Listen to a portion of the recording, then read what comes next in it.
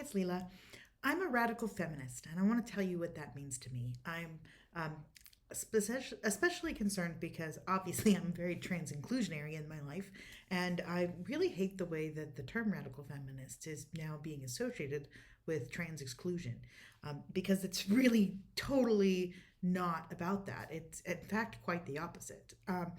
So, let me tell you what being a radical feminist is for me. Radical feminism is a movement about deconstructing social norms around gender identity. So, at the core of it to me is this concept that uh, male and female roles in life, in the workplace, are not biological or set in stone or anything that we need to adhere to rigidly. That in fact, society should abolish this idea that there are gendered roles and gendered norms that one must conform to, therefore, allowing any person to fit whatever role and norms fit for them.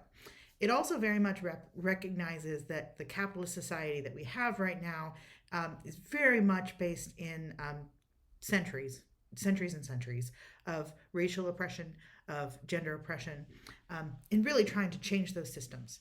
Um, it's effectively like the term that's kind of coming up to kind of replace the term radical feminism is like smash the patriarchy and that kind of thing. So it's really just that like we should not have any systems where men are in charge. People should be in charge, and those people should be men, women, and everything in between. Um, but especially, we should not have anything where we have discrimination or any kind of social expectations that are based solely on gender. It also tries to fight some of the more oppressive social issues around identifying as a woman and what it means to be a woman, and the whole idea that you have to be a certain way in order to be an appropriate woman.